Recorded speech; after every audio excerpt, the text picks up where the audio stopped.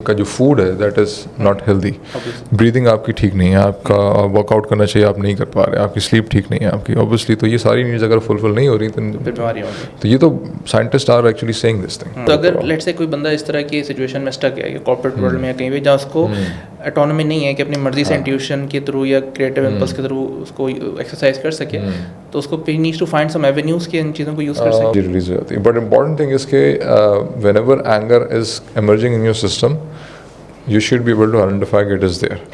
अगर लेट से कोई बंदा कहता है कि बचपन में शायद अगर ये मेरी नीड पूरी नहीं हुई कि आई वाज नॉट अंडरस्टूड या एक्सेप्टेड या रिस्पेक्टेड अनकंडीशनली, तो अब मैं क्या करूं? Shadow is a term used by Carl Jung basically, or it talks about that part of your personality which is very much natural, but you have learned through the process of upbringing के ये बहुत ही negative है, और ये इतना ज़्यादा आप negatively feel करते हैं उस नेचुरल पार्ट के बारे में कि यू इवन अज्यूम कि दिस डज नॉट एग्जिस्ट, और पूरी कोशिश करते हैं कि वो दूसरों के सामने वो निकल के ना आए। हाँ, मतलब ये रिमाइंड कर दूं कि ये सारी इंस्टिंक्चुअल हैं।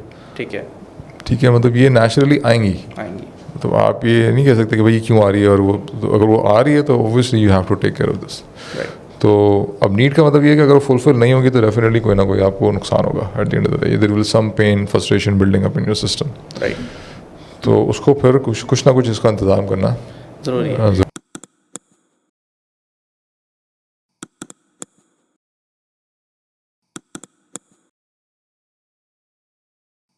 अस्सलाम वालेकुम, कैसे हैं आप सब? उम्मीद है खैरियत से होंगे। ट्रांसफॉर्म विद विजी के एक और एपिसोड के साथ हाजिर है, और हमारे साथ मौजूद हैं डॉक्टर उमर जावेद, जिनके साथ हम बात कर रहे हैं हम सेल्फ अवेयरनेस के हवाले से, कॉन्शियस लिविंग के हवाले से, और इंसान की बुनियादी नीड्स क्या होती हैं उनको समझना, और उस हवाले से जो करेक्टिव एक्शन है उनको लेना। तो पिछले हमारे सेशन में हमने बात की थी फिजियोलॉजिकल नीड्स की, आज इंशाल्लाह हम बात स्टार्ट करेंगे इमोशनल नीड्स से। So over to you Umar भाई, इमोशनल नीड्स के हवाले से जो हमारी पहली नीड है, मैं चाहूँगा वहाँ से हम स्टार्ट करें और उसको लेकर चलें डिस्कशन। इसमें जो पहली नीड यहाँ मेंशन है that is to be heard, seen, understood, accepted and respected unconditionally.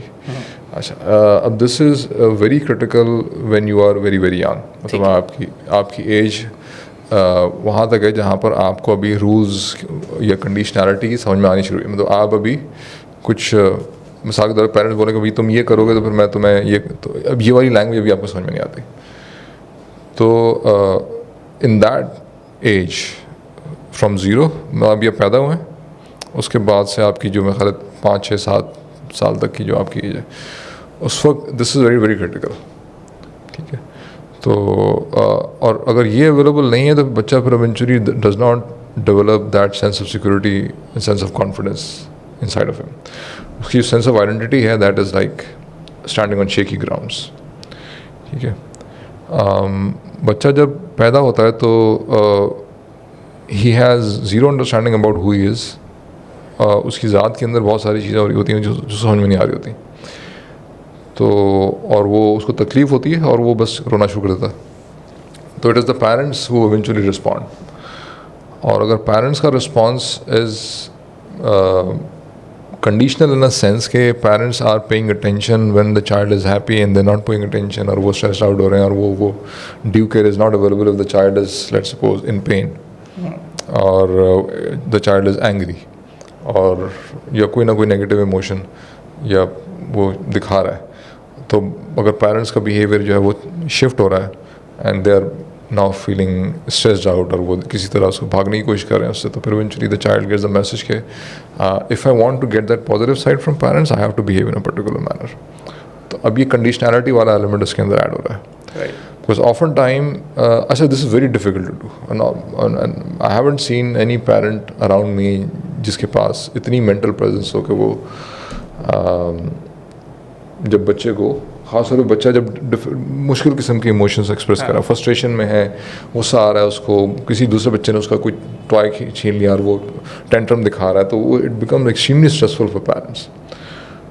तो in that particular case having the ability to calm down and maintain your composure और deal with the child with that emotional presence, I mean this is extremely rare in our society unfortunately, probably even दुनिया में किसी दूसरी जगह भी चले जाए except for these indigenous tribes in these jungles, so maybe शायद वहाँ पे किसी हद तक आपको ये मिल जाए, but it is very difficult to find. तो फिर इवेंचुअली व्हाट हैपन्स कि बच्चा कहता है कि मेरी जो मतलब I have to perform something in order to get that attention, in order to get that positive reaction from my parents. I have to put up some kind of a performance or I have to hide something from myself. तो एक internal जो split है ना वो create होना शुरू होता है आपकी personality के अंदर. और you begin to learn कि there are some part of your personality that is not acceptable to others, or there's some kind of negative reaction which is coming from parents, or there's some part of your personality which is acceptable to others. अच्छा, बच्चे को कोई control नहीं है उसके ऊपर in the beginning, और बच्चा चॉइस चूज़ नहीं कर रहा कि मैं ये वाला इमोशन निकालूँ, ये इमोशन, तो automatically depending upon whatever situation you are into वो इमोशंस आ रहे हैं. और all the child can actually do is to hide what already is coming और सप्रेस इवेंचुअली. ठीक है, पहले वो छुपाना शुरू करता है, उसके बाद वो सप्रेस करना शुरू कर देता है. बिकॉज अल्टीमेटली फिर पेरेंट्स की कंडीशनैलिटी भी है. फिर उसके बाद अगर वो स्कूल जा रहा है तो स्कूल वाले और ज़्यादा ऑफ कोर्स कंडीशंस पुट करते हैं कि this is how you suppose to behave. Right. तो इवेंचुअली फिर ये वाली जो नीड है वो पूरी नहीं हो पाती. उसका कॉन्सिक्वेंस फिर ये निकलता है कि the child has an internal conflict.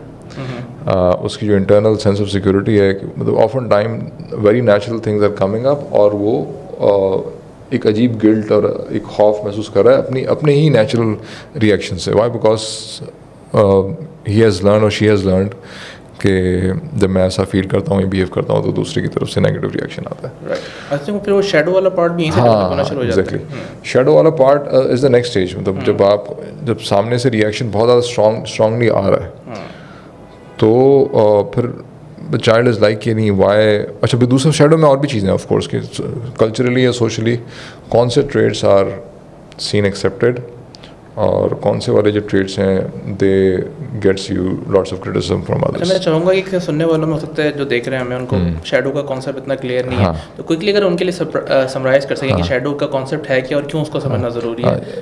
या तो shadow is a term used by Carl Jung basically, और it talks about that part of your personality which is very much natural, but you have learned through the process of upbringing के ये बहुत ही negative है, और ये इतना ज़्यादा आप नेगेटिवली फील करते हैं उस नेचुरल पार्ट के बारे में कि यू इवन अज्यूम कि दिस डज नॉट एग्जिस्ट, और पूरी कोशिश करते हैं कि वो दूसरों के सामने वो निकल के ना आए. बट वो ऑफन टाइम आ भी रही होती है, आप उसको इग्नोर कर रहे होते हैं, रैशनलाइज कर रहे होते हैं, बट जैसे ही वो आप देखते हैं कि दूसरा शख्स भी वही हरकत कर रहा है तो बहुत ही नेगेटिव आपका एक रिएक्शन आता है दूसरे इंडिविजुअल की तरफ. तो that is what the shadow is about. इस वाले से अक्सर हम एक्सरसाइज जब कर रहे होते हैं या प्रोजेक्शंस की बात कर रहे होते हैं तो मैं अक्सर लोगों से पहले सवाल करता हूँ कि अच्छा आपको किसी और शख्स में सबसे बुरी चीज़ क्या लगती है इन टर्म्स ऑफ बिहेवियर्स या इमोशन. तो अकॉर्डिंग टू कार्ल यंग वो बेसिकली आपकी प्रोजेक्शन है, वो आपका ही हिस्सा है, लेकिन वो आपकी अवेयरनेस में नहीं है, सप्रेस किया हुआ है आपने. Very likely. तो इस वाले से एक और चीज़ जो आप बात करते हैं मेरे दिमाग में है कि बच्चों के वाले से अगर हम बात करते हैं कि to be accepted and respected unconditionally, तो एक मैं खातून का केस पॉडकास्ट में देख रहा था, अपने बारे में बता रही थी, क्योंकि जब मैं छोटी थी तो मेरे मदर जो है मुझे स्पेशली जब भी ज़्यादा तवज्जो देती थी, मेरी रिस्पेक्ट करती थी जब मैं किसी और की हेल्प करती थी. तो वक्त के साथ साथ हुआ ये कि मेरी जो सेल्फ वर्थ है, सेल्फ इमेज इसके अराउंड बिल्ड हो गई कि if I am able to help others तभी मैं I am good enough, otherwise I am not. तो फिर हुआ ये कि लाशौरी तौर पे वो वेस्टर्न खातून थी, तो वो कहने लगी कि जब डेटिंग कल्चर है वहाँ पे तो मैं नेचुरली उन मर्दों से अट्रैक्ट होती थी जिनको हेल्प की ज़रूरत होती थी, यानी वो स्टेबल नहीं होते थे, क्योंकि मैं उनको हेल्प अगर कर पा रही हूँ तभी I am feeling good enough. So basically इन चीज़ों का काफ़ी असर होता है इंसान की शख्सियत पर, और अक्सर ख़ास को पता भी नहीं होता. वो कहते हैं ना कि जब तक आप अपने लाशऊर को शऊरी तौर पे लाके परखेंगे नहीं, वो आपकी ज़िंदगी को डायरेक्ट करते रहेगा, उसे तकदीर का नाम देते रहेंगे. इसलिए इन चीज़ों को समझना बड़ा ज़रूरी है. राइट. तो अब सवाल ये है कि ठीक है, अगर लेट से कोई बंदा कहता है कि बचपन में शायद अगर ये मेरी नीड पूरी नहीं हुई, कि आई वॉज नॉट अंडरस्टूड या एक्सेप्टेड या रिस्पेक्टेड अनकंडीशनली, तो अब मैं क्या करूँ? अब of course first you have to क्या कहते हैं सिट डाउन एंड, तो अगर आप ये पॉडकास्ट आपने सुन लिया, आपने कोई ऐसा रेलेवेंट मटेरियल आपने पढ़ लिया, नाउ यू आर रियलाइजिंग कि there is some part of your being that is natural, but आप उससे एक कॉन्फ्लिक्ट की स्टेट में, तो of course that conflict has to be resolved. और interestingly Imam Ghazali even talked about this, कि उन्होंने डिफरेंट पार्ट्स आइडेंटिफाई किए और उन्होंने कहा कि भाई इंसान की जो ज़ात है ना वो एक तरह का किंगडम है, एक मुमलिकत है, और इसके अंदर एक वज़ीर है और एक बादशाह है और एक मुख्तलिफ रियाया है. तो इनके दरमियान अगर पीस होगा, सब एक दूसरे के साथ मिलजुल के रह रहे होंगे, तो फिर मामला जहाँ पे ठीक चलेंगे. Otherwise if there is a conflict going on, तो the person will not be at peace. और उसके फिर ऑफ कोर्स आपकी जो स्पिरिचुअल साइड है उसके ऊपर भी एक नेगेटिव इफेक्ट पड़ता है. Eight the end of the day आपके दूसरों के साथ मामला जो हैं वो अफेक्ट होते हैं नेगेटिवली. तो you should be at peace with your own self. और बेसिकली कुछ बुनियादी नीड्स होती हैं, और क्योंकि you are born without any training कि उन नीड्स को कैसे एक्सप्रेस करना है या फिर उन पर कैसे प्रोटेस्ट करना है उन.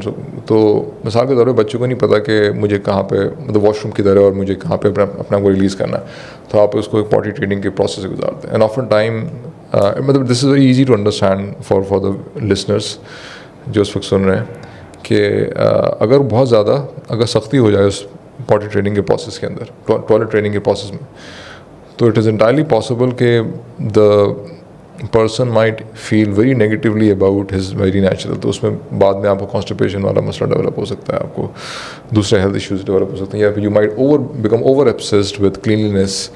अभी मुझे किसी ने बताया कि वो किसी ऐसे बंदे को जानते थे कि जो पता नहीं 40 मिनट तक हाथ ही धो रहा है अपना, मतलब वज़ू ख़त्म नहीं हो रहा उस बंदे का, मतलब 1 घंटा हो गया वज़ू ख़त्म नहीं हो रहा. तो इस तरह के फिर मसले मसाइल पर. तो और इवन दिस हैपन्स के एक और आई वाज रीडिंग समवेयर किसी साइकाट्रिस्ट का PhD थीसिस था कि जिन बच्चों की टॉयलेट ट्रेनिंग बहुत ज़्यादा सख्त होती है, तो they have a resist kind of a personality. मतलब कि ये लोग गंदे हैं, ये लोग अच्छे हैं, you know, it began to divide people into depending upon their habits. And तो और फिर वो इवेंचुअली जिनके साथ वो नेगेटिव फीलिंग है तो वो आप नेगेटिवली रिएक्ट भी करते हैं उनकी तरफ. तो इतना ज़्यादा डीप उसका इम्पैक्ट. तो अब एक नेचुरल चीज़ है, उस नेचुरल चीज़ को किस तरह आप कैरी आउट करेंगे, दैट इज़ क्रिटिकल. ठीक है, वो पेरेंट्स को सिखानी है ऑब्वियसली बच्चों को. पेरेंट्स अनफॉर्चुनेटली क्योंकि उनकी अपनी ट्रेनिंग नहीं होती, देयर स्ट्रेस्ड आउट, माशरा भी कोई ऐसा ख्याल नहीं रख रहा होता, तो फिर इंसान बिल्कुल नेचुरल जो इंस्टिंक्ट्स हैं उसके साथ एक कॉन्फ्लिक्ट की स्टेट में आ जाता है विदाउट रियलाइजिंग कि इस पर्टिकुलर नेचुरल इंस्टिंक्ट को किस तरीके से मैं चैनलाइज करके कंस्ट्रक्टिवली फुलफिल करूँ. तो जो आपकी सेक्सुअल नीड्स हैं उनके साथ हमारे यहाँ ये लग रहा है कि बहुत ज़्यादा हो रहा है. एंड सब्सिक्वेंटली जो पोर्नोग्राफिक एडिक्शन है, maybe it might be connected to that. एक नेचुरल चीज़ है, उसको आप जो है वो देयर आर सोशल कंस्ट्रेंट्स, उसको इतना सप्रेस आपने किया हुआ है कि इवेंचुअली उसका एक काउंटर रिएक्शन शायद उस फॉर्म में भी निकल के आ रहा है. क्रिएटिविटी के इंस्टिंक्ट्स अगर बहुत ज़्यादा स्कूल का माहौल इसका सप्रेसिंग योर क्रिएटिविटी, तो यूंगियन कॉन्टेक्स्ट के अंदर your libido is basically that creative instinct. और इफ दैट इज सप्रेस्ड तो you will be attracted to all kind of negative things eventually, जहाँ से वो किसी ना किसी तरीके से वो चीज़ रिलीज़ हो रही है आपकी. सही. तो अब ये बिल्कुल नेचुरल चीज़ है. गुस्सा is a very natural thing. What needs to be done is to taught to children कि उसको किस तरीके से एक्सप्रेस करना है, बजाय इसके कि हम उसके खिलाफ ही एक नेगेटिव एक फीलिंग डेवलप कर दें बच्चे के दिल में, और इवेंचुअली अब बच्चे को गुस्सा आ रहा है और वो खौफजदा हो रहा है और इवेंचुअली सप्रेस कर रहा है और वो उसकी frustration level is going up और वो अजीब व गरीब किस्म की कैफियत में मुब्तला हो गया. मतलब ऑल्दो कि आई अंडरस्टैंड दिस थिंग, मतलब I can also very admit this thing very much कि it's too difficult to do often time when you are stressed out and you don't have the necessary training as a parent. Or often time I have done this mistake myself many times, despite the fact I realize this. कि there was zero training in my case also, और बहुत सारी गलतियाँ फिर जो है वो हुई भी हैं और उनसे सीख भी रहा हूँ फिर obviously. Right. तो हमारे एक उस्ताद है, वो कभी कभार मजाक में कहते हैं कि इंसान के ना 7-8 बच्चे होने चाहिए कम से कम. शुरू में 2-4 पे तो आप सीखेंगे क्या करना है, क्या तो parents. It's very unfortunate. Right. तो वो फिर ऑफ कोर्स फिर वो मतलब बच्चे का क्या कसूर, फिर जुल्म वाली बात हो गई. ठीक है. सो अगेन इसमें क्या ये जो नीड, अगर जैसे हम जिस नीड की बात करें, to be heard, seen, understood, accepted and respected unconditionally, अगर उसकी एज अ चाइल्ड नहीं हुई, तो क्या ये इंसान, स्पेशली एक आम आदमी की हम बात कर रहे हैं, तो क्या वो खाली रीडिंग करके या इन चीज़ों पर रिफ्लेक्ट करके सॉल्व कर सकता है, या उसको एक्सटर्नल हेल्प की रिक्वायरमेंट भी हो सकती है, लाइक सम थेरेपी और समथिंग? हो सकती है मेरा ख्याल है, depending upon the nature of conflict. There exist. एक किताब है रिचर्ड श्वार्ट्ज की, नो बैड पार्ट्स, तो उसके अंदर वो सिखा रहा है किस तरह आप रिकनसाइल करें। ठीक है। आपके डिफरेंट पार्ट्स के अंदर एक कॉन्फ्लिक्ट आ गया है, उसने एक मेथोडोलॉजी डिस्क्राइब की है उसके अंदर। ठीक है। रिचर्ड श्वार्ट्ज की मेथोडोलॉजी के ऊपर देयर इज अनदर ऑथर, उसका नाम है जे अर्ली, उसकी किताब भी है इसी तरह के किसी टाइटल से, इंटरनल फैमिली सिस्टम समथिंग। उसके अंदर भी उसने बड़ा एक structured step by step process पूरा एक्सप्लेन किया कि हाउ डू यू, अब इसमें जो मैं आइडेंटिफाई मैंने किया ना, इसके अंदर इंस्टिंक्चुअल पार्ट है आपका, एक डिफेंस साइड है, एक एडमिनिस्ट्रेशन है, एक आपकी लीडरशिप है। तो जे अर्ली वुड से कि first you have to negotiate with the administrator side, because it is your administrator side और the manager side which is typically suppressing some emotions, some natural thing, or you have to first negotiate with this side and subsequently go back to the thing that is being suppressed. तो उसने पूरा process लंबा चौड़ा explain किया। ठीक है, सही है। ऑफ कोर्स जो अभी हम ऑब्वियसली हाँ। एक्सप्लेन नहीं कर सकते, उसका मौका नहीं है। But the good news is जो भी लोग हमें देख रहे हैं या सुन रहे हैं कि इंशाल्लाह आगे हमारा प्लान ज़रूर है कि जो भी कॉमन इश्यूज़ हैं जो एक आम आदमी फेस करता है, तो इशू वाइज भी हम मुख्तलिफ वीडियोज़ रिकॉर्ड करें ताकि उससे लोग हेल्प ले सकें फर्दर। ठीक है, चलें, सही है। सो हम आगे बढ़ सकते हैं, which is about the need of completing emotional cycles of let's say anger, grief and stress. हाँ, तो अब ये तीन यहाँ पे इमोशंस लिखे हुए हैं आपके। एक एंगर है, ग्रीफ है, दूसरा स्ट्रेस। स्ट्रेस बेसिकली मीन्स कि you are in a fight and flight mode. ठीक है, ठीक है, तो it's more related to fear. Alright, तो अब एंगर मिसाल के तौर पे अगर सिस्टम में आया है तो दैट मीन्स कि आपके सिस्टम ने कोई थ्रेट परसीव किया है, ठीक है, and your system is getting into fight mode. Okay, ठीक है। ग्रीफ जो है आपका इज़ अबाउट सैडनेस, कोई नुकसान हो गया आपका, नुकसान छोटा भी हो सकता है, बड़ा भी हो सकता है। और उसके बाद there is the stress, means कि there is some basic definition है स्ट्रेस की, इन वेरी सिंपल वर्ड्स, कोई भी नीड है आपकी और वो पूरी नहीं हो पा रही, ठीक है, और आपके पास कोई तो मैकेनिज्म भी समझ में नहीं आ रहा किस तरह आप पूरी करें, और you are also busy and you are unable to identify what exactly that is. ठीक है, तो अब वो डिप्रीवेशन जैसे जैसे इंक्रीज होगी आपके सिस्टम में, वैसे वैसे आपका जो स्ट्रेस लेवल है ऊपर जाएगा, और आपका सिस्टम जो है वो आपसे डिमांड करेगा भाई डू समथिंग अबाउट दिस। और क्योंकि वो पूरी नहीं हो रही और वो नीड भी है क्रिटिकल, तो अब दिस इज़ अ सिचुएशन जहाँ पे योर सिस्टम कैन assume कि you are under some kind of a threat because a need exist कर रही है and you are unable to fulfill it। ठीक है, अब नीड का मतलब है कि वो पूरी नहीं होगी तो नुकसान होगा आपको। तो अब stress is because of that. ठीक है, अब इसमें हो सकता है आपकी कोई इमोशंस हो जो बाहर आना चाह रहे हो, मतलब you want somebody to acknowledge कि वो इमोशंस क्या है। ठीक है, anger is also kind of an emotion, तो stress is kind of an umbrella term here. और इन तीनों के केस में एंगर, ग्रीफ और स्ट्रेस एक साइकिल आपके सिस्टम में क्रिएट होता है, और अगर आप वो साइकिल कंप्लीट करने में कामयाब हो गए तो उसका मतलब है कि अब आप होम्योस्टेसिस, हमने डिस्कस किया था, your system is now able to achieve homeostasis. एक रिस्पॉन्स क्रिएट हुआ आपके सिस्टम में और now you are getting back to normal.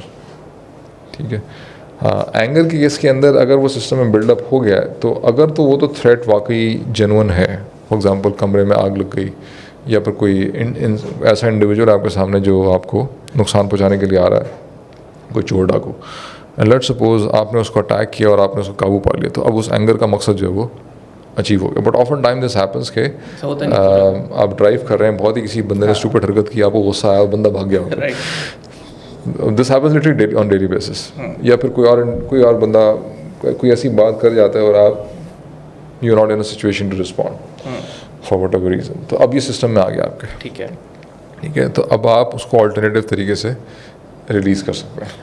एक सवाल ध्यान में यहाँ पे आ रहा है कि जो इमोशनल साइकिल्स की हम बात करें, क्या ये हर इमोशन की सेम होती है या अलग अलग होती है? तो फॉर एग्जांपल एंगर की अलग साइकिल होगी, ग्रीफ की अलग होगी, या फिर सेम स्टेजेस जिससे इंसान गुजरता है? हाँ एग्जैक्टली, तो अब ग्रीफ की केस में देयर आर 4 स्टेजेस, जो क्यूबलर-रॉस एक मशहूर एक ग्रीफ साइकिल है। ऑफ कोर्स वो बहुत उसने एक सिंप्लीफाइड वर्जन उसका दिया। Of course in real life things are more complicated, but Kubler Ross grief cycle की बात करें तो इसमें there are 5 stages: denial, anger, depression, making sense and then you are out. Stress के केस के अंदर it's typically fight and flight, and your body is getting into that high cortisol state जिसमें you are trying to fulfil a particular need. तो अब उस cortisol levels को आपको नीचे लेकर आना है, प्लस उस नीड को आपने आइडेंटिफाई करके फुलफिल करना है। ठीक, और एटलीस्ट उसको एक्नॉलेज करना है कॉन्शियसली अगर आप फुलफिल नहीं कर सकते। ठीक है, ठीक है, तो एंगर के केस में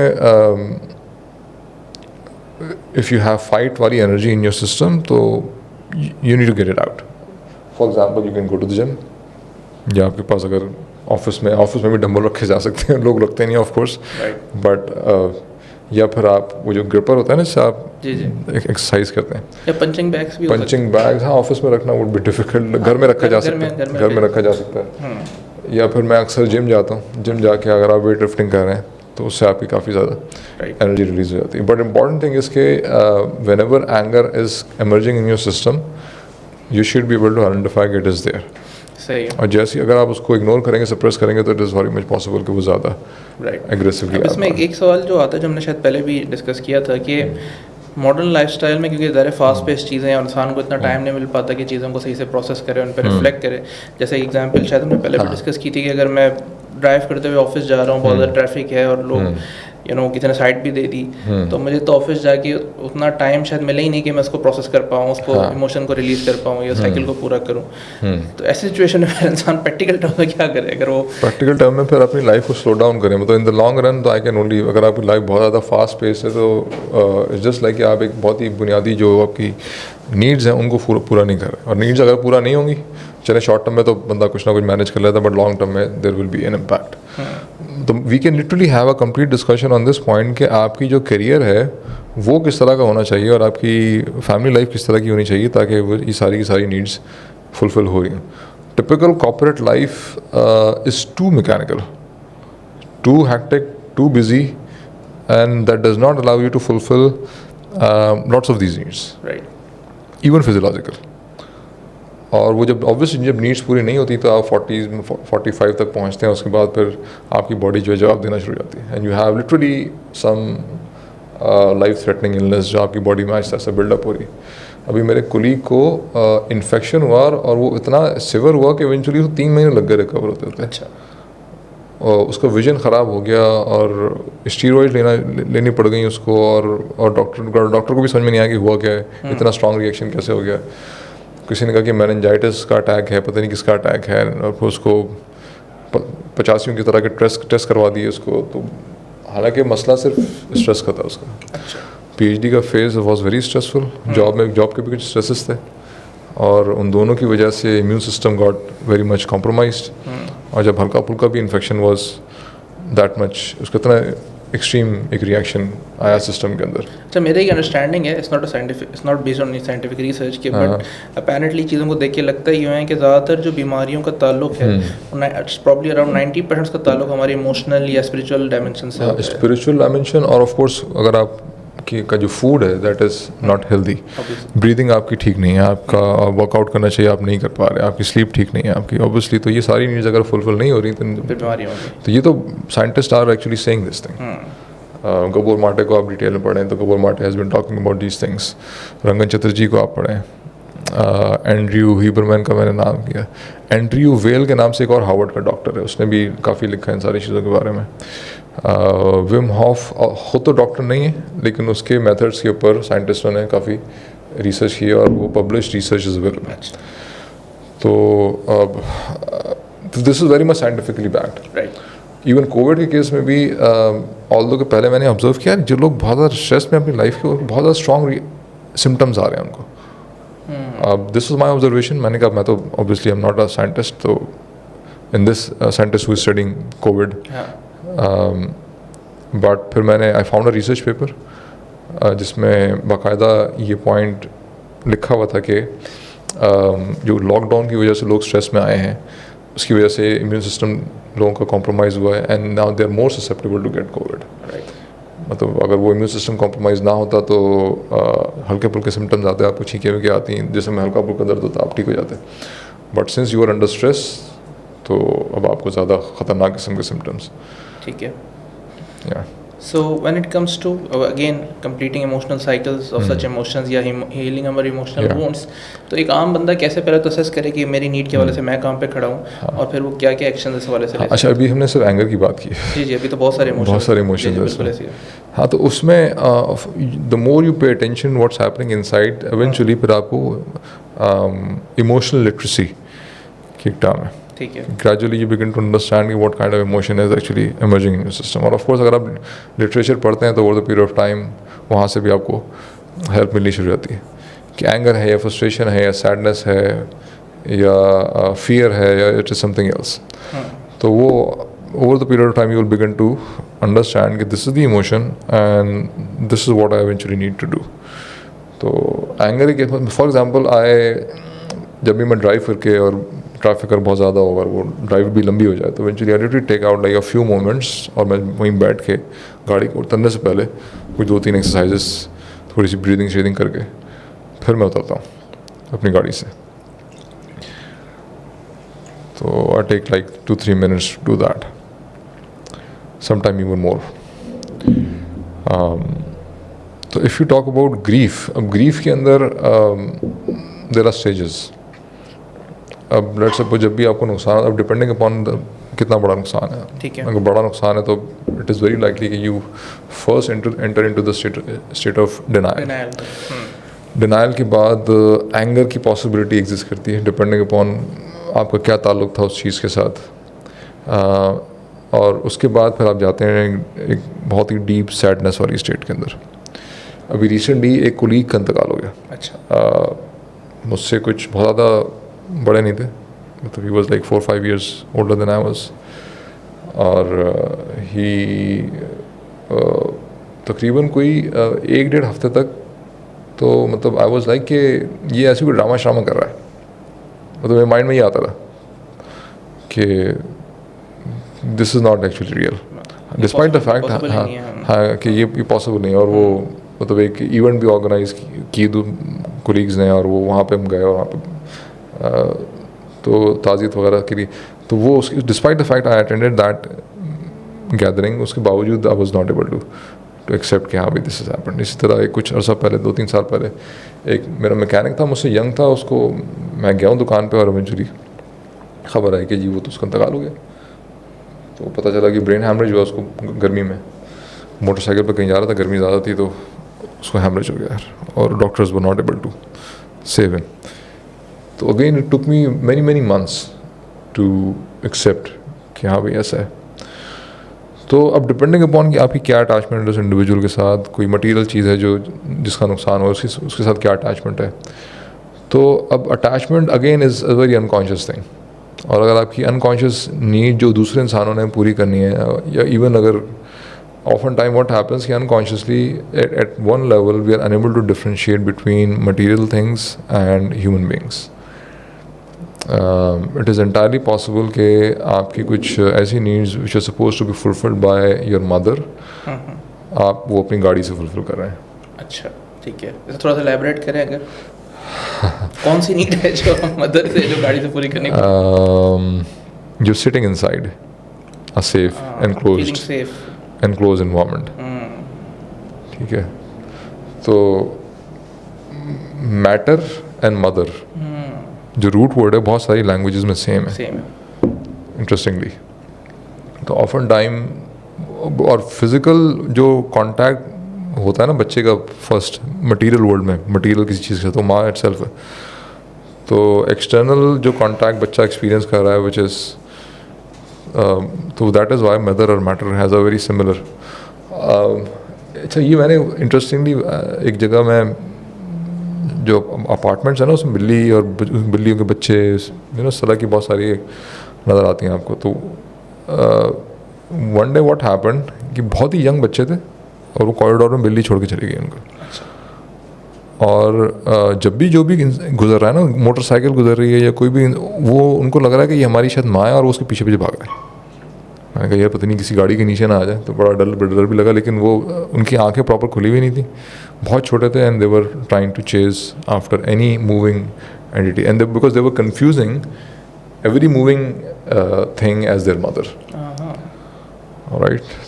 और इंटरेस्टिंगली अनकॉन्शियस, क्योंकि you were there in the past,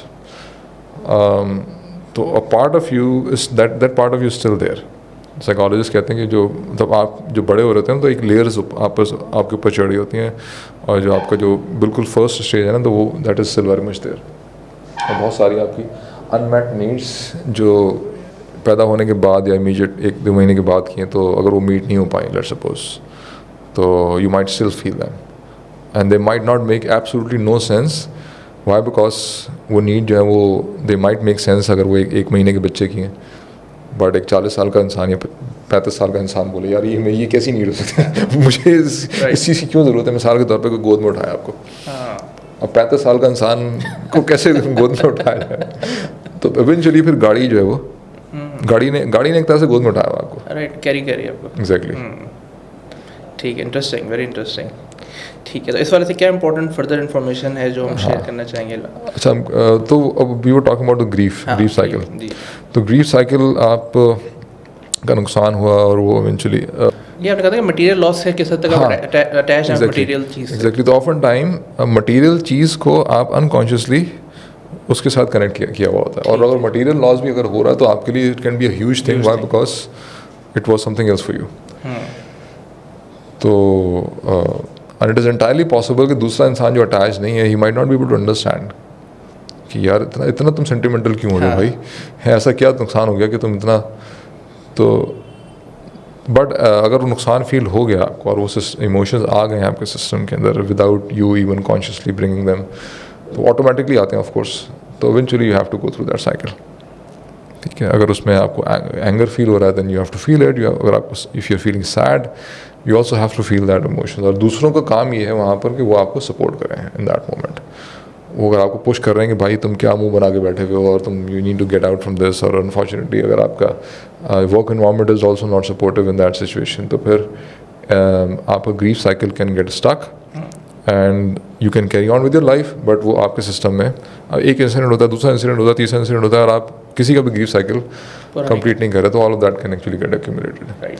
तो लाइफ अनफॉर्चुनेटली हमारी बहुत फास्ट हो गई है, and this was not the case 300 साल पहले, और वो शुरू के इस्लाम की शुरू की लोग मिसालें, वो लास्ट टाइम हमने डिस्कस किया था ना कि सहाबा कराम को ऐसी क्यों ज़रूरत क्यों नहीं पड़ी, because life was slow enough and that would allow you to process digest, in fact digest is the right word, वो ऑटोमेटिकली आपकी डाइजेशन भी हो रहा है। आई थिंक सोशल एक्सेप्टेंस भी थी कि अगर कोई गमज़दा आया तो आप उसको अलाउ करें, recover, if you allow the person and support him whenever he is going through that. आज के दौर में हम शायद पहले भी बात करते हैं, किसी का कोई सगा इंतकाल भी हो जाए तो अब ज़्यादा 2-4 दिन की छुट्टी देके कहते हैं वापस आओ काम पे। तो ये लाइफ हमने बना दी बहुत ज़्यादा मैकेनिकल, और इमोशंस है भी फालतू की चीज़ें को कोई emotional intelligence, you should be emotional intelligence means you should be using your emotions for the sake of productivity at workplace, वो अब ये कॉन्सेप्ट आ गया। ठीक है, इंटरेस्टिंगली तो अब ये ग्रीफ साइकिल इज दिस। अच्छा, it's obviously more complicated then this. एक इन्फोग्राफिक्स है मेरे पास, वो मैं आपसे शेयर कर दूंगा, तो वो आप उसमें डाल दीजिएगा।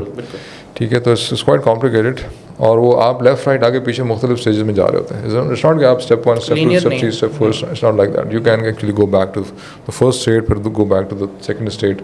अच्छा, इसके अंदर एक बहुत ही इंपॉर्टेंट एक स्टेज है जिसके अंदर you try to make sense of the experience. ठीक है, और ये स्पिरिचुअल नीड्स की मैं अगर मैं जंप लगाऊँ 1 मिनट के लिए, तो यहाँ पे एक पॉइंट मैंने यहाँ पे लिखा हुआ है, to have a conceptual framework और world view to make sense of painful experiences.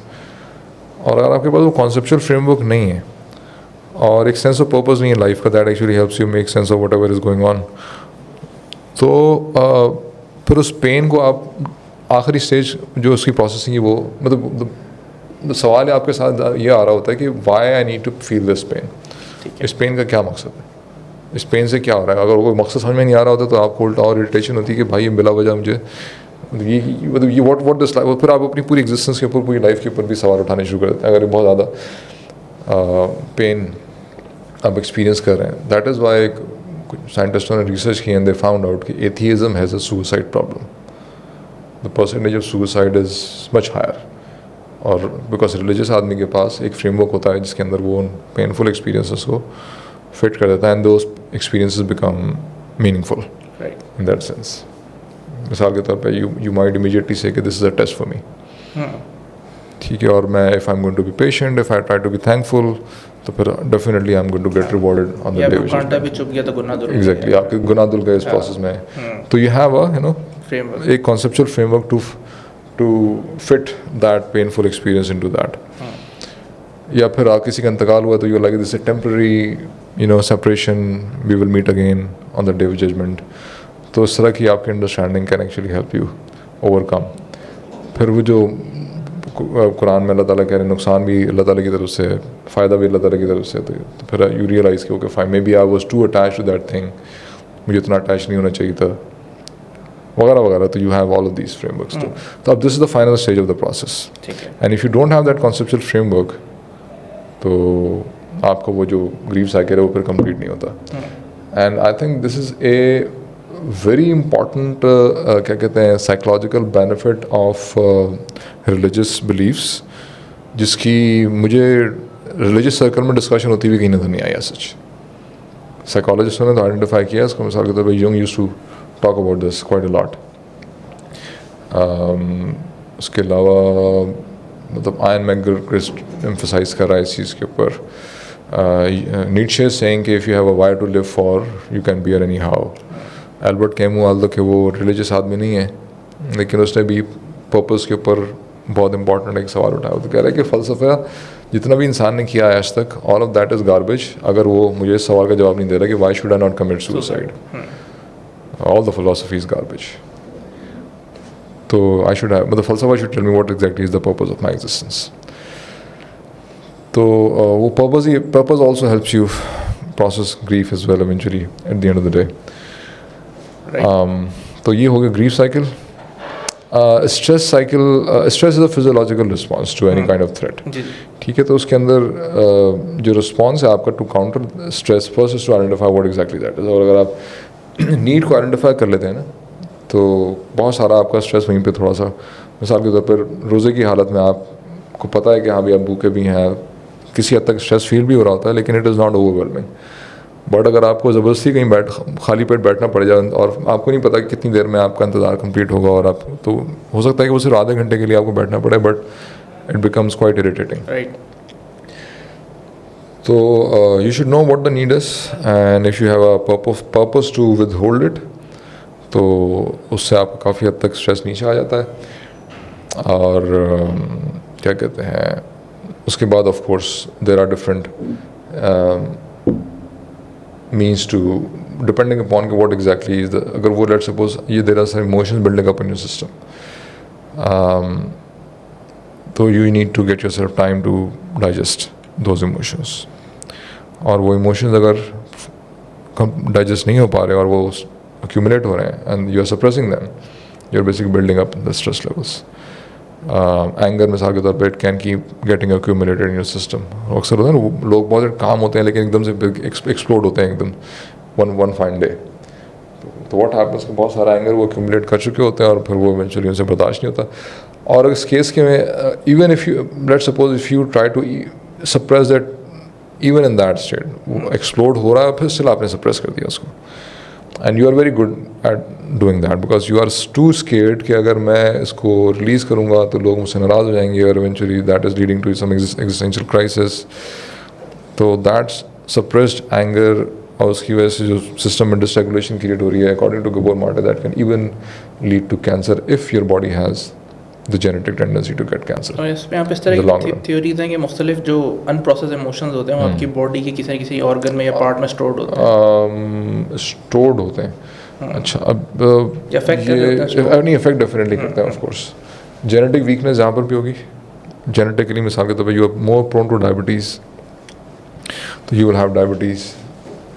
If you are more prone to some kind of autoimmune disease, तो आपका वहाँ तो depending upon what kind of weakness that is, and of course अगर आप वो अपने आप को रिलीज़ कर देते हैं थ्रू थेरेपी और कुछ भी करके उस स्ट्रेस से, देन सब्सिक्वेंटली अब the load has been release, you now you unburden, आपका जो सिस्टम है now it will start functioning normally.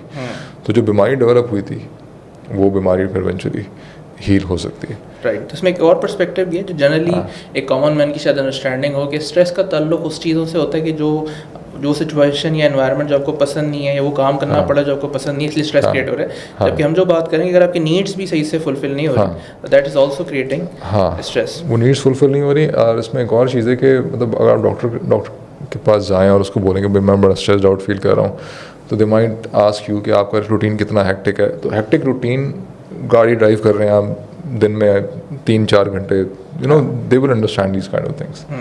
But according to Gabor Maté उनकी जो इमोशनल स्ट्रेस की जो अंडरस्टैंडिंग है वो उतनी अच्छी नहीं है. और इवन मैंने भी खुद ऑब्जर्व किया है. For example, if a person has this very charming personality and he's always smiling, always in a jolly mood, so Dr. Gabor Mate would say that this person is definitely hiding and suppressing some part of his personality. Right. And this person is under stress. Apparently लग रहा हो कि यार बड़ा जो है वो chill बंदा है.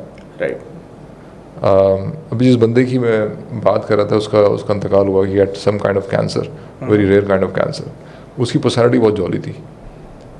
जितने बंदों ने उसके बारे में बात किया और वेरी बड़ा लाइक यार बड़ा जॉली बंदा था, हर वक्त हंसा खेलता रहता था.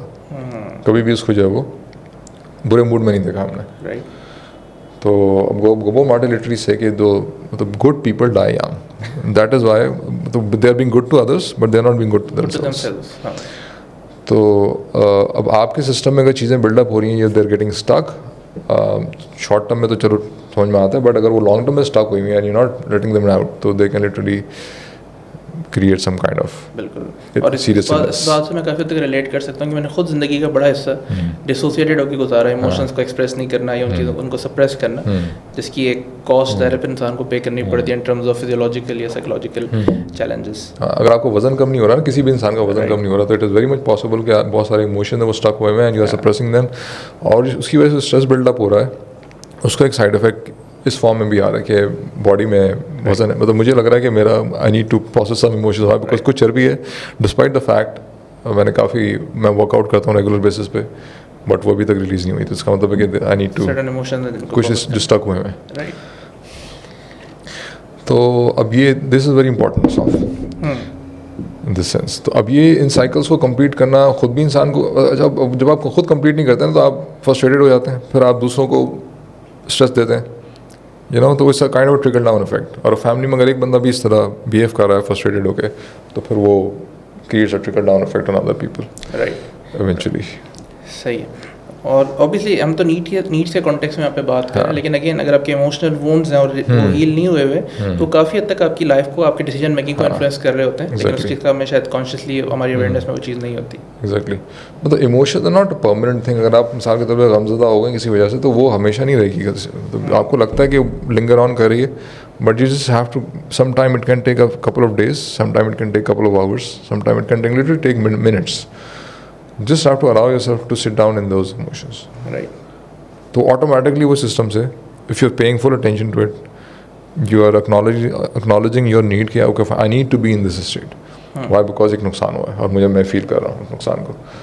And you can use the whole experience as an opportunity to understand कि वो चीज़ आपके लिए क्या मैटर करती, किस तरह, what was the significance of that thing. Right. Even sometimes जो क्रॉनिक पेन होता है, अगर उसका कोई फिजियोलॉजिकल रीज़न नहीं है, तो हम एक इंटरवेंशन हमने सीखी थी व्हेन टाइमलाइन थेरेपी जो हम प्रैक्टिस कर रहे थे कि sometimes just helping people connect with their emotional side, वो जो क्रॉनिक पेन है डिसअपीयर्स. एग्जैक्टली. अच्छा, पीटर लेविन ने बड़ा अच्छा काम किया इस केस में. वो कहते हैं कि often time fight and flight का एक रिस्पॉन्स होता है. फॉर एग्जाम्पल एक सोल्जर था, वो अटैक हुआ और वो उसको कहीं उसको बॉडी इमीडिएटली आपकी रिएक्ट करती है ना, तो लेकिन वो रिस्पॉन्स कंप्लीट नहीं कर पाया और वो ज़ख्मी हो गया और वो गिर गया. उसके बाद से आज तक 20 साल हो गए उसको, लेकिन there was a chronic pain in his back. तो उसने आइडेंटिफाई किया उसको. इवेंचुअली उसने कहा कि your body basically wanted to move like this but you couldn't move, तो just allow yourself to move in this manner. तो जब उसने प्रैक्टिस की तो इवेंचुअली वो इमोशन रिलीज़ हुआ वहाँ से एंड इवेंचुअली वो क्रॉनिक पेन जो था वो ख़त्म हो गया. राइट. तो this is called somatic wisdom. इसकी sometime emotions have a physical component, sometime they are just emotion, you just have to feel them. And तो कहते हैं ना, sometime you can feel your way out of that क्या कहते हैं stress you are in, और some time और trauma that you have, और सम time you can move your way out of that pain that you actually have, depending upon the nature of that. अगर वो fight flight वाली energy है तो you can do some physical activity and that will help you. अगर वो pure emotional raw emotions हैं, sadness वगैरह, तो फिर just by feeling them and sharing with some people in your family and friends, then even journaling them might help you write them down. Or rationalizing them and counter जो thinking एक pattern हम build करके उनको दबाने की कोशिश करते हैं, that is counterproductive in fact. But you cannot think your way out of this. Obviously. ठीक है, मतलब आप अपने आप को बोलें यार मतलब मैं इतना क्यों गमज़दा हो रहा है, ये बिल्कुल फजूल बात है, मतलब does not make any sense, I should rather, और वो आप अपने आप को मसरूफ़ करना है यहाँ पर आप दबा दें by telling yourself this is not logical. तो वो फिर ऑब्वियसली आपकी इमोशनल जो साइकिल है वो कंप्लीट नहीं होती फिर वहाँ पर। ठीक। तो अब अगला वाला पॉइंट भी इत्तेफाक से हमने डिस्कस कर लिया इसी में, टू फील आवर फीलिंग। हम आगे बढ़ते हैं इमोशनल नीड्स में। जो दूसरी यहाँ पे, बल्कि इनफैक्ट तीसरी जो हमारी यहाँ पे नीड लिखी हुई है, that is to feel our feelings, including जो अपोजिट फीलिंग्स होती हैं। अच्छा, हाँ, इसमें डिटेल ये है कि often time we are feeling opposite things, means के तकलीफ भी हो रही है और मज़ा भी आ रहा है, गम भी फील हो रहा है और वो खुशी भी हो रही है इंसान को, आपको गुस्सा भी आ रहा है लेकिन आपको you are also feeling compassionate toward. मिसाल के तौर पे बच्चा जो है वो अक्सर होता है ना, बाज़ार में गुम हो गया, बच्चा मिलता है तो आप गुस्से की हालत में भी हैं और आप खुशी भी आपको बच्चा मिल गया, तो बच्चे को चमाट भी लगा रहे थे थप्पड़ भी लगता है और उसके बाद फिर आप गले से भी लगाते हैं उसके बच्चे को। तो often time we have these contradictory emotions. तो फियर एंड एड्रेनलिन, तो एक इमोशन आपको एक तरफ लेके जा रहा है, दूसरा इमोशन दूसरी तरफ लेके जा रहा है। तो ग्रीफ एंड ग्रैटिट्यूड, समटाइम माँ जो है वो मतलब डिलीवरी के प्रोसेस में it's a very painful process also, but at the same time lots of happiness is also there. तो अब ये simultaneously multiple emotions opposite direction में जा रहे होते हैं and we have to acknowledge them all. ऐसा नहीं कि आप एक तरफ फोकस करें तो eventually you will basically ignore the other side.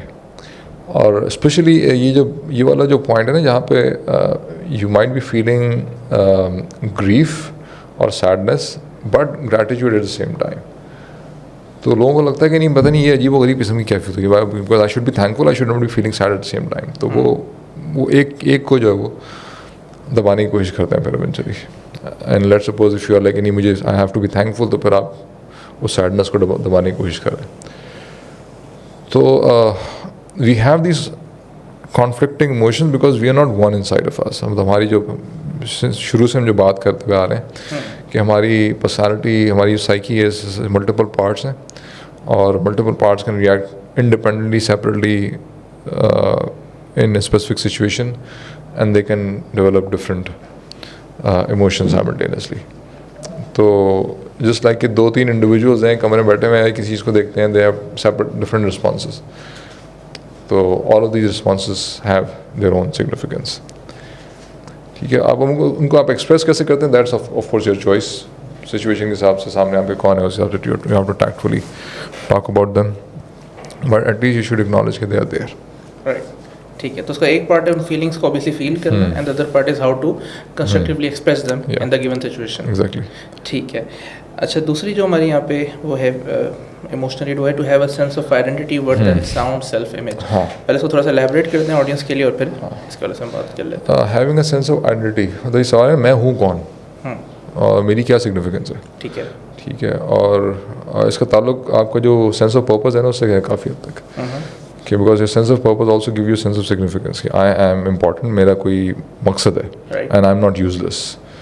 और in absence of that purpose और लेट्स सपोज अगर ये सेंस ऑफ डेवलप हो गई आपके अंदर कि आप जो है वो आपकी existence is not worth enough, तो this can lead to some serious क्या कहते हैं, the feeling can be life threatening. अच्छा, कि I'm not worthy enough. And oftentimes the roots are in the very early childhood experiences, कि parents अगर occupied and they're stressed out or they're dissociated or mother has a postpartum depression which is lasting for many months, or there is nobody else to take care of the child. The child literally starts sensing this thing कि maybe I'm useless. The person who is responsible for all of my needs is focused somewhere else. उसका मकसद कुछ, मतलब उसका जो attention का जो focus है वो कुछ और है। तो of course का मतलब है कि I am less important, something else is more important. तो in comparison to other things we are actually developing this sense. और लेट्स सपोज बहुत सारे बच्चे हैं तो ऑफ कोर्स दिस फीलिंग, और लेट्स सपोज दूसरा बच्चा बीमार भी ज़्यादा पड़ रहा है और वो ये वाला बच्चा जो ठीक है but and eventually the focus of the parents is there, then at the end of the day you might start feeling कि क्या मैं important हूँ भी कि नहीं हूँ. Right. ठीक है. और of course it is your family, it is your tribe, it is your entire community that give you this sense कि you are important. और जब आप बड़े होते हैं तो how does that community, मतलब या उस community को आप किस तरह सर्व कर रहे हैं, ठीक है, या एक्सटेंडेड फैमिली को किस तरह सर्व कर रहे हैं. एरिक फ्रॉम ने इस तरह डिस्क्राइब किया कि ट्रेडिशनल सोसाइटी के अंदर मतलब छोटा इलाका होता था, थोड़े से लोग होते थे, everybody used to know each other. और अगर डिवीजन ऑफ लेबर उन्होंने कर लिया है तो मिसाल के तौर पे एक दर्जी है, वो एक चीज़ बना रहा है और जो लोग पहन रहे हैं जिनकी नीड फुलफिल हो रही है वो उसके सामने घूम रहे हैं. और या फिर वो कोई फार्मर है तो वो कोई चीज़ ग्रो कर रहा है and he seeing people in front of him, you know, depending on what he is producing. तो एक म्यूचुअली इंटरडिपेंडेंट किस्म का माहौल होता था and you would see precisely कि आपकी जो प्रोड्यूस है, जो भी चीज़ आप बना रहे हैं, whether you're carpenter, you're farmer, you're whatever, तो आपके सामने इस्तेमाल होती हुई लोगों को फ़ायदा होता हुआ आप देखते थे. But modern society has taken this thing away कि फैक्ट्री के अंदर आपको ये समझ में नहीं आ रहा था कि आप जो काम करें उसकी सिग्निफिकेंस क्या है, या ब्यूरोक्रेसीज़ के अंदर आप बैठे हुए काम करें तो यू डोंट अंडरस्टैंड कि आप जिस डॉक्यूमेंट को फिल कर रहे हैं या जो भी काम आप कर रहे हैं उसकी अल्टीमेटली क्या सिग्निफिकेंस है. तो एक सेंस ऑफ यूजलेसनेस जिसको मार्क्स ने एलियनेशन की टर्म यूज़ की उसके लिए. फिर वो अब कैपिटलिज्म ने वो जो इंडस्ट्री क्रिएट की, इंडस्ट्री के अंदर काम को डिवाइड कर दिया. और and if you are standing on one particular station and if you it is very likely कि you might lose the bigger picture, कि आप जो यहाँ पे बैठ के स्क्रू टाइट कर रहे हैं कि how it is actually affecting the rest of the world. Users आपके सामने नहीं है, या यूजर्स किस तरह से बेनिफिट ले रहे हैं, बेनिफिट ले भी रहे हैं कि नहीं ले रहे, ठीक है, nothing is in front of you. तो at the end of the day you start sensing कि what exactly is the purpose of my existence. Apple की जो फैक्ट्री है फॉक्सकॉन की, this is on the news कि a very large number of workers used to commit suicide by jumping from the building. Of course में जो work stress था, बाकी सारी चीज़ें भी कंट्रीब्यूट करती थी. उन्होंने प्रोटेस्ट भी किया एक दफ़ा, बहुत सारे वर्कर चढ़ के छत के ऊपर, उनका हम छलांग लगा देंगे. तो अब किया ये कि फॉक्सकॉन ने बाकायदा सुसाइड नेट्स लगा दी. There are nets all across the building, कोई छलांग मारेगा तो उसको बच जाएगा, पकड़ लेंगे उसको. तो alienation is the term that is actually used. और आई थिंक हाइडेगर था, कौन था मुझे एग्जैक्टली है, या हैबरमास था, एक बड़ा फ़लसफ़ी कोई है, तो उस या हीगल है मेरा ख्याल है. तो उसने ये आइडेंटिफाई किया कि व्हाट इज़ योर पर्पस, ये सोशल जो आपकी कम्युनिटी है, जो भी आप काम प्रोड्यूस कर रहे हैं, they are using it. Farmer हैं, you are seeing your produce being used in front of you, तो that used to give you sense of purpose. मेरा ये रोल है इस कम्युनिटी में, मैं ये चीज़ बना के दे रहा हूँ सबको, सब उससे फ़ायदा उठा रहे हैं and they are dependent on what I am doing and you have this sense of कि यार बताओ कि I am part of this whole, you know, right. तो that used to give people a sense of purpose. And of course अगर बहुत सारे unforeseen events भी होते थे तो फिर वो रिलीजन वुड कवर. मिसाल के तौर पर कहत आ गया या फिर कोई दूसरा क्राइसिस आ गया, देन सब्सिक्वेंटली लोग बीमार पड़ गए, फैमिन, या फिर वो क्या कहते हैं उसको, plague, then subsequently religion was the source of salvation in that experience. So यहाँ पे सवाल ये आ सकता है ना आम आदमी की कि इंसान का फिर सेंस ऑफ सेल्फ वर्थ या सेल्फ इमेज किस चीज़ पे बेस्ड हो, क्योंकि अक्सर औक़ात जैसे आपने बात की ना, इंसान को अगर अपनी ओवरऑल पर्पस की क्लैरिटी नहीं है या उसको अपनी रियलिटी के बारे में इज़ नॉट दैट कॉन्फिडेंट, तो समटाइम्स होता है कि वो एक्सटर्नल चीज़ों पे या वेरिएबल्स पे उसको बेस कर लेता है. पैसा कितना है, मेरी शोहरत कितनी है, अब वो ज़ाहिर है वो चीज़ वेरिएबल उसके कंट्रोल में नहीं, तो हमेशा परेशान ही रहेगा. तो शुड आई, उसका फिर आंसर क्या है कि उसकी सेल्फ इमेज इस चीज़ पे बेस्ड हो कि वो अंडरस्टैंड करेगी कि अल्लाह ताला ने बनाया उसको एक मकसद के तहत बनाया, तो इज़ इम्पोर्टेंट, और बनाने वाली ज़ात क्योंकि अल्लाह की है, तो दैट्स वाई. इससे बड़ी क्या रीज़न हो सकती है अपने इम्पोर्टेंट से बनने की? हाँ, ये तो ऑब्वियसली मतलब this is a conceptual understanding that one can develop. But अब सिंस वी हैव 4 पार्ट्स, ठीक है, अब ये हो सकता है कि मेंटली आपने ये बात समझ ली, एक पार्ट को समझ में आ गई ये बात, but it is very much possible जो पार्ट आपके अनकॉन्शियस में शैडो साइड पे हैं उन तक ये बात अभी तक नहीं पहुँची. राइट, ठीक है, तो वहाँ तक पहुँचाना ये बात ज़रूरी है. ठीक है, तो उसको किस तरह, उसका तरीका क्या? वो ऑफ कोर्स वो जब आप इंटीग्रेट कर रहे हैं अपने उन पार्ट्स को जो रिजेक्ट हो गए हैं और जो सप्रेस हो गए हैं, तो Aahista Aahista over the period of time एक वो हार्मनी क्रिएट हो सकती है डिफरेंट पार्ट्स के बीच में. ऑफ कोर्स का एक लंबा प्रोसेस है जिसको हम अलग से डिस्कस करना पड़ेगा. ठीक है. तो एक और इसमें पॉइंट आ रहा था कि हाँ, eight the end of the day despite the fact you have learned through social conditioning or कि you are not worthy enough, but deep down inside we do have an intuitive sense that we are worthy enough. And this is probably your soul, your रूह, जो spiritual जो आपकी side है, उसको at the end of the day this उसको intuitive एक understanding है, नहीं, there is something which is worthy of saving. अक्सर मैं लोगों से कहता हूँ कि you do an experiment with yourself. एक कहीं बैठिए सुकून से और सांस रोक लें अपनी, ठीक है, and consciously you are trying to stop your breath. But what will you notice कि within a minute or two you would sense कि there is something else inside of you that is forcing you to breathe. ठीक है. मैंने कहा notice करिए कौन है ये. आप तो consciously सांस रोकी भी आपने, तो who else is there जो आपको मजबूर कर रहा है कि आप सांस लें. Right. तो whoever that is very much concerned about your well-being. Right. Just like that, अगर आपको गुस्सा आ रहा है तो ऑटोमेटिकली तो इसका मतलब ये है कि a part of you is trying to protect you, और उसका जो and you are the top priority of that particular part that is trying to protect you in that moment. तो when we have एक internal connection and we जब थोड़ा सा अपने आज़ाद के अंदर फोकस करते हैं तो we realize कि there's a part of us that is 100% dedicated for our well-being, right? And subsequently, and that particular part does not care कि social conditioning क्या हुई है.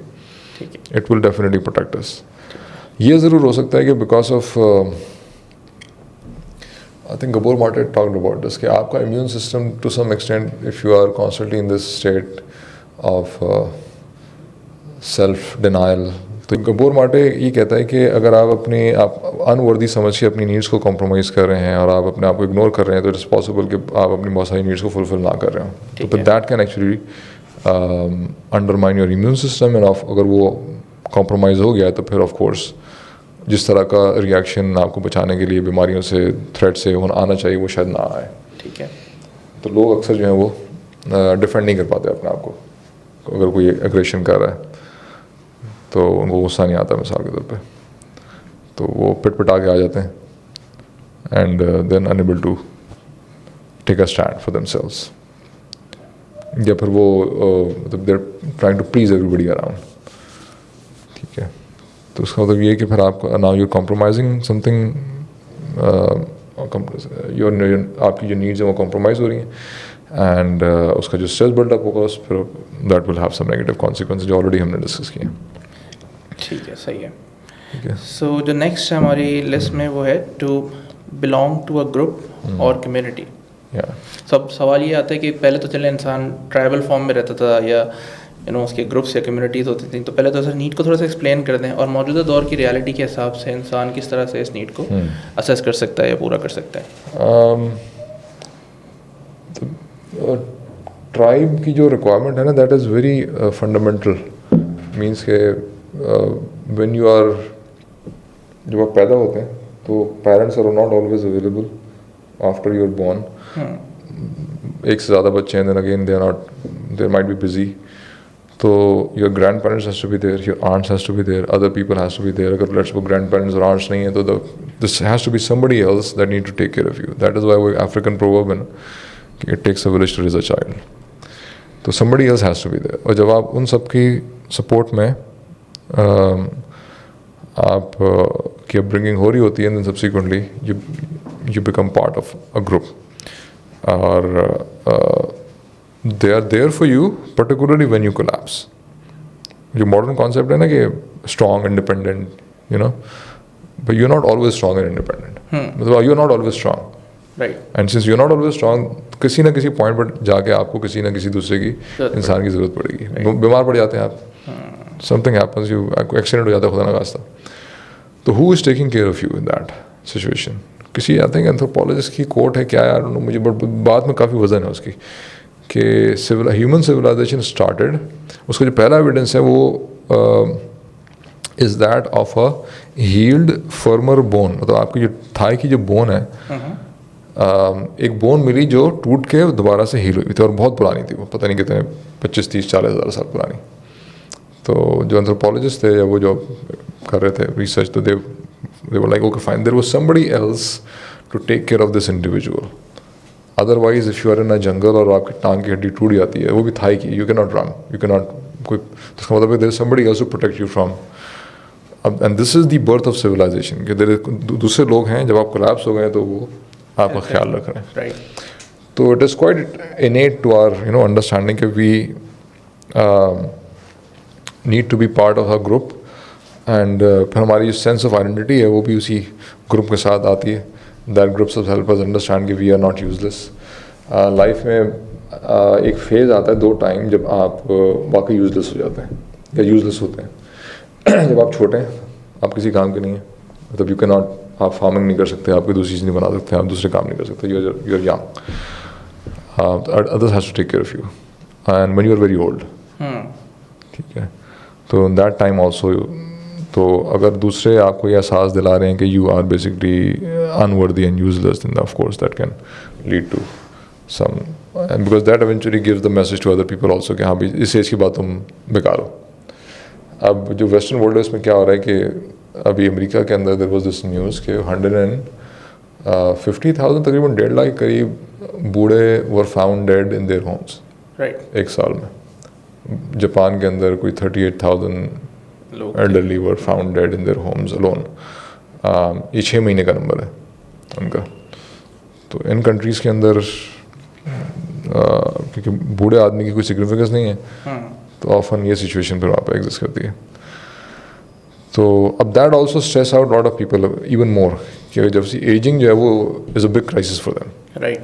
वो एजिंग इनकी स्टार्ट हो गई तो अब उसका मतलब है कि they are not useful any more. Right. तो इस वाले से फिर आज के दौर में मॉडर्न इंसान जो इस लाइफस्टाइल में रह रहा है वो किस तरह से इस नीड को फुलफिल कर सकता है, उसके पास क्या एवेन्यूज़ हैं? अब इसमें तो we have to restructure our life of course. Unfortunately corporate life is anti community. ठीक है। कॉर्पोरेट लाइफ के साथ कम्युनिटी वाला कॉन्सेप्ट, मतलब वहाँ तो थॉट कंपटीशन चल रहा है, नहीं एम्प्लॉयज़ के बीच में कंपटीशन चल रहा है। Right. Even boss is seeing you is junior as competitors. हाँ। तो वहाँ तो community concept is, but that is complete antithetical, anti counter to the idea of community. तो of course we need to recreate and restructure and rediscover जो हमारी, अगर और let's suppose family is not there तो फिर कोई ना कोई आर्टिफिशियल तरीका इसका इन्वेंट करना पड़ेगा ऑब्वियसली। वो कैसे होगा, that's a big question mark of course. यानी आपका कोई ना कोई ऐसा सोशल सर्कल हो, कोई ऐसे लोग हो आपके साथ जुड़े हुए, जी हाँ, जो अच्छे बुरे वक्त में आपके साथ Exactly. हो, उनका एक सेंस ऑफ बिलोंगिंग भी इस हवाले से डेवलप हो।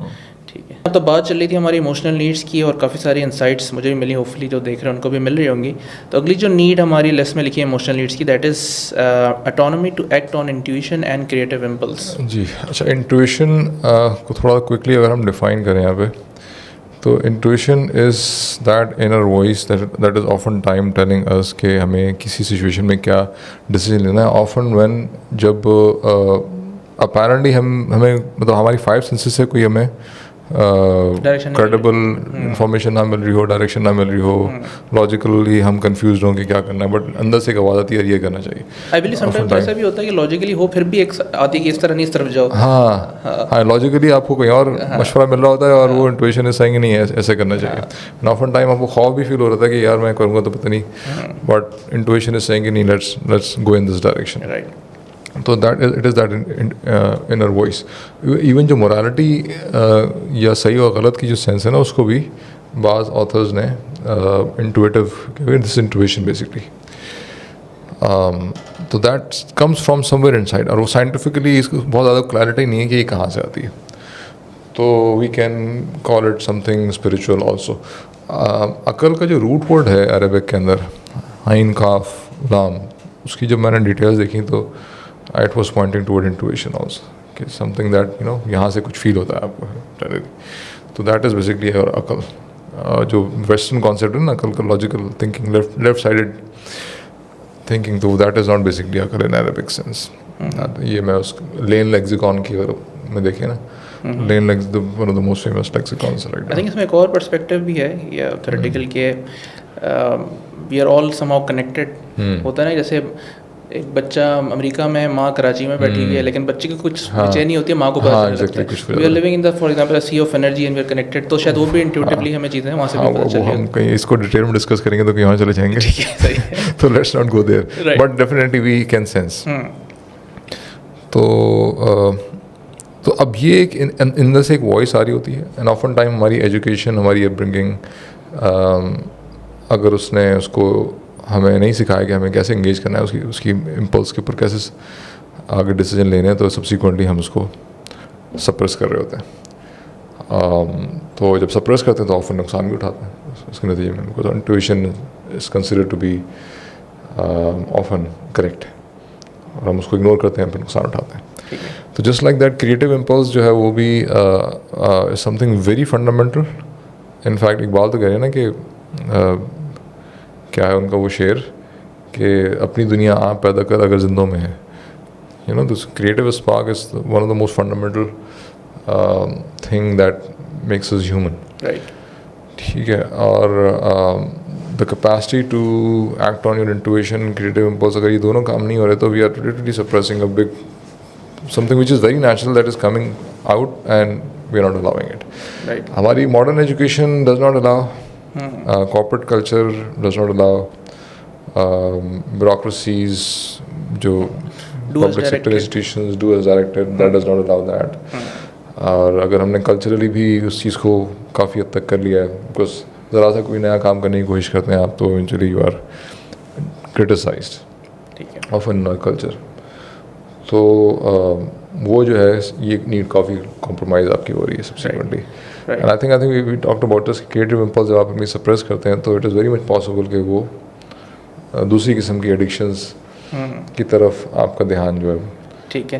सो अगर लेट से कोई बंदा इस तरह की सिचुएशन में स्टक है, कॉर्पोरेट वर्ल्ड में या कहीं भी, जहाँ उसको ऑटोनॉमी नहीं है कि अपनी मर्जी से इंट्यूशन के थ्रू या क्रिएटिव इम्पल्स के थ्रू उसको एक्सरसाइज कर सके, तो उसको needs to find some avenues कि इन चीज़ों को यूज़ कर सके। अल्टीमेटली आइडियली अगर वो उसके पास अपॉर्चुनिटी है कि वो अपना काम धंधा कोई कर सकता है तो इट इज़ बेटर कि वो उस तरफ शिफ्ट हो जाए, ठीक है, या फिर कोई ऐसी जॉब तलाश करे जिसमें कुछ टाइम मिल जाए उसको अलग से कुछ करने को, या फिर जॉब या वर्क एनवायरनमेंट इस तरह हो कि आप अपनी मर्ज़ी से कुछ चीज़ें, थोड़ी ऑटोनॉमी हो आपके पास कुछ करने को। अगर बहुत ज़्यादा अगर ऊपर से इंस्ट्रक्शन मिल रही हैं आपको हर काम को करने के लिए, तो subsequently you might not be able to.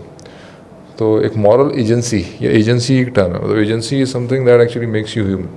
जानवरों में एजेंसी नहीं होती, इंसानों में होती है। एजेंसी को अगर हम सादा अल्फाज में बयान करें, your ability to take decisions independently of anybody else's influence, तो आपकी जो फ्री विल है उसकी हम बात कर रहे हैं, ठीक है।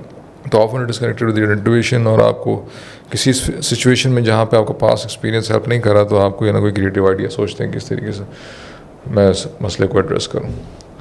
तो अगर इन्वायरमेंट बहुत ज़्यादा स्ट्रक्चर्ड है तो सब्सिक्वेंटली, अच्छा, अब ये जो इम्पल्स है that is coming from here, it is not coming from here, it's coming from here somewhere. और अगर आप एक इमोशनल सप्रेशन वाली स्टेट में अगर हैं तो often time you are also suppressing your intuition and creativity as well in this process. तो when you learn to connect with your emotions, तो आपकी you also learn to connect with your intuition as well. तो Peter Levine तो यहाँ तक कहते हैं कि अगर आप, if you are victim of trauma, if you are trauma not inside of your system, तो आप अपनी इंट्यूशन की आवाज़ को भी नहीं सुन सकते, ठीक है, और क्रिएटिविटी भी आपकी कॉम्प्रोमाइज़ हो जाती है। और यूंगियन साइकोलॉजिस्ट लिटरली से कि क्रिएटिविटी या doing something creative is literally a therapeutic process. जो चीज़ें स्टक हुई हैं आपके सिस्टम में वो they actually come out through that creative process. तो that has to be part of our education system in this sense. अगर हम देखें ना तो पूरा का पूरा हमें रिवैम्प करने की ज़रूरत है, पूरा का पूरा education system has to be revamped. It is quite the opposite of what intuition creative impulse is actually asking. और बच्चों कहते हैं ADHD हो गया, ADHD नहीं होगा, उनकी ये चीज़ सप्रेस हुई है। I mean, it's such a huge misconception, and thankfully there are experts who are now coming up and saying कि भाई ये मसला बच्चों के साथ नहीं है, मसला जो है वो उस constraining environment के साथ है जो बच्चे को अलाउ नहीं कर रहा कि वो अपनी नेचुरल इंट्यूशन और क्रिएटिविटी के बेसिस के ऊपर कुछ काम करें। राइट, एंड आई थिंक जब बात करें ना कि पूरे स्कूलिंग सिस्टम को, एजुकेशन सिस्टम को रिवैम्प करना पड़ेगा, आई थिंक मुझे तो लगता है हर ही सिस्टम को रिवैम्प करना पड़ेगा कि जिस तरह भी है ऑपरेटिंग। एब्सोल्युटली ठीक है, सही है। अच्छा, आगे बढ़ते हैं। अगर हम बात करें जो नेक्स्ट हमारी नीड है, that is inner harmony, balance of the opposites, being at peace with yourself. हाँ, तो अब इसमें ऑलरेडी हम डिस्कस कर चुके हैं। इमाम गज़ाली को मैंने रेफर किया था कि अगर मल्टीपल पार्ट्स, उनकी मल्टीपल पर्सनालिटीज़ और मल्टीपल उनकी नीड्स हैं और वो often time they are going in opposite direction, तो we need to create an understanding के all of these needs are important, और उन सब के लिए हमारे पास कोई ना कोई एक मैकेनिज़्म होना चाहिए हमारी लाइफ के अंदर कि किस तरीके से हम उनको एड्रेस कर सकें। ठीक है, that is the fundamental meaning of inner harmony. तो depression often time can be described as कि दो ऑपोजिट नीड्स हैं, एक इस तरफ आप जाने को कह रही, दूसरी आप इस तरफ जाने को कह रही, और दोनों में एक टाई हो गया and you not able to move in either direction, तो you can get stuck, right, and that can literally become very frustrating in the long run. इसी को हम एग्जांपल दे सकते हैं, फॉर एग्जांपल किस रियल लाइफ से? मिसाल के तौर पे अब क्रिएटिव इम्पल्स की हमने बात की, देयर इज समथिंग, एक साइड से क्रिएटिव इम्पल्स आ रही, दूसरी तरफ खौफ है आपको कि यार मैं कुछ करूँगा तो क्रिटिसिज्म आएगा, राइट, ठीक है, तो अब आप स्टक हो गए, ठीक है। तो when you are stuck in between these two, मतलब you naturally want to do something. अब बच्चा है, बच्चा स्कूल में बैठा हुआ है, क्लासरूम में, और वो उसको टॉयलेट जाना है, अब टीचर बोल रहा है कि जस्ट सिट डाउन, ठीक है, घंटी बजेगी तब जाना, तो बच्चा अपनी नेचुरल इम्पल्स को सप्रेस कर रहा है। I mean this happens more than necessary, then it is entirely possible कि बच्चा अपनी जो बिल्कुल बेसिक फिजियोलॉजिकल जो नीड्स है ना, भूख प्यास स्लीप, उसके साथ भी डिस्कनेक्ट हो जाए। उसको नींद आ रही है और वो रेजिस्ट कर रहा हो सोने को, भूख लगी हुई हो और उसे डिमांड कर रहा हो कुछ कि मुझे कुछ दूसरी चीज़ चाहिए। तो external pressures to the pressure to fit into some kind of external environment often time क्या कहते हैं force us to compromise some of the needs, और अगर वो बिल्कुल हम forget कर भूल रहे हैं consciously तो वो need disappear नहीं होते, वो उसका pressure भी रहता है, then the pressure to fit outside, तो we have this conflict going on inside of us। तो उसूली तौर पे तो कल्चर और society and institutions all of them has to be redesign in a way कि वो लोगों की इंडिविजुअल नीड्स को एड्रेस कर रहे हो, but unfortunately this does not happen. So अगर लेट्स से इनर कॉन्फ्लिक्ट्स हैं या हार्मनी सर से डेवलप नहीं हुई है, सो क्या जस्ट बाय रिफ्लेक्शन या सेल्फ अवेयरनेस या reading let's say relevant material would that solve the problem? या अगेन जैसे मैंने पहले भी आपसे पूछा कि इसके लिए कोई एक्सटर्नल हेल्प या कोई थेरेपी या? ऑफ कोर्स वो खुद से अगर आप नहीं कर पा रहे तो conflict is too much, you might need a external negotiator, you know, दो इंडिविजुअल्स हैं, दोनों आपस में फड्डा रिजॉल्व नहीं कर पा रहे अपना, तो you need a third person that can actually help them, you know. तो या एक्सटर्नल हेल्प की ज़रूरत पड़ सकती है आपको। ओके जनाब, okay, so next one is a sense of justice and fairness. वो ये बिल्कुल फंडामेंटल है, आपके साथ कोई नाइंसाफ़ी होती है, कोई चीज़ आपकी you belong something you own और कोई छीन के ले जाता है, और ऑफ कोर्स ये सेंस बच्चों में भी आपको ये डेवलप होती हुई नजर आती है, बिकॉज बच्चे आर ऑल्सो रिएक्टिंग, उनके पास कोई चीज़ है, वो कोई दूसरे बच्चे ने छीन लिया, दे आर लाइक यार ये क्या हो गया, एंड प्रोटेस्ट करते हैं। तो वी हैव दिस सेंस कि जिस तरह दूसरे हमें ट्रीट कर रहे हैं, फॉर एग्जांपल 3-4 बच्चे हैं, पेरेंट्स किस तरह तीनों बच्चों को, चारों बच्चों को ट्रीट कर रहे हैं। एंड ऑफर टाइम एक मैं रिसर्च पेपर पढ़ रहा था फैमिली बिजनेस के कॉन्टेक्स्ट में, कि फैमिली बिजनेस में जब वो बच्चे बड़े होके पार्टनरशिप की स्टेज में आते हैं, दे आर वर्किंग, और वो पेरेंटिंग स्टेज के ऊपर अगर वो कोई वहाँ पे सेंस ऑफ एक डेवलप हो गया कि यार हमारे पेरेंट्स ने हमारे साथ कुछ फेयरनेस नहीं की, तो वो that can even affect the performance of the family business later on in life. तो it's a very fundamental thing, क्योंकि वो फेयरनेस नहीं है तो फिर वो इट कैन क्रिएट रिफ्ट्स। हम कहते हैं ना कि वो भाई ने जो है बहन का हिस्सा खा लिया, तो इट इज़ एंटायरली पॉसिबल कि देयर आर सम अनप्रोसेस्ड क्या कहते हैं वोन्स, कुछ छोटे मोटे लगी हों भाई को, और तो जो क्या कहते हैं बदला निकालने के चक्कर में he might be, you know, क्या अब मुझे मौका मिला, मैं सबक सिखाऊंगा। ठीक है, सो जैसे हम कहते हैं ना कि this world is not fair या लाइफ इज़ नॉट फेयर, तो a lot of time people might have to face the injustice, तो फिर करे क्या बंदा, ठीक है हो गया मेरे साथ इनजस्टिस हो गया, हाँ, तो वो फिर अल्लाह ताला ने फिर ऑफ कोर्स इनकरेज किया कि आप फॉरगिव करें, but of course forgiveness become difficult when you realize कि सामने वाला बंदा जो है वो गिल्ट फील नहीं कर रहा। ऑफ कोर्स सामने वाले से गलती हुई और वो आपसे माफ़ी मांग रहा है, तो फिर ऑफ कोर्स आप माफ़ भी कर सकते हैं, बट वो ढीठों की तरह इंसिस्ट कर रहा है कि नहीं वो तो सही है, ठीक है। तो in that particular case I think it is your right to take revenge eventually. अल्लाह ताला ने आपको रिवेंज लेने से, रिवेंज के प्रोसेस में इनजस्टिस करने से मना किया, राइट, रिवेंज लेने से मना नहीं किया। ठीक है।